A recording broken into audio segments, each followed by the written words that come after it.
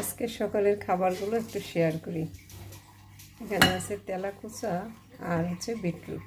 এটা দিয়ে হবে শরবত, গ্রিন জুস বা রেড জুস দুটো মিলে অদ্ভুত একটা কালার হবে। এটা হবে শরবত, এর সাথে অবশ্যই স্পিরুলিনা থাকবে, তারপর হচ্ছে অলিভ অয়েল থাকবে, পিঙ্ক সল্ট থাকবে। আর এটা তো পেঁপে পেঁপে খাবো, একদম পাকা পেঁপে। তার সাথে তিতিরের জন্য থাকবে হচ্ছে আম মাখা। এটা ও আম মাখা খেতে পছন্দ করে, আম মাখা খাবে।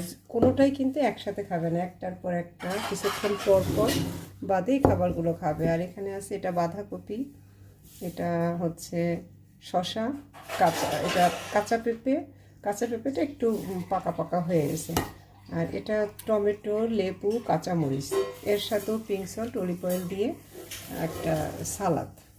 তার সাথে দেখেন আমি যেটা নিয়েছি, এখানে মুগ ডাল আর হচ্ছে একটু আতপ চাল ভিজিয়ে রেখেছি। এটার সাথে নারকেল, বাদাম, বিভিন্ন ধরনের নাটস দিয়ে একটা খাবার তৈরি করব।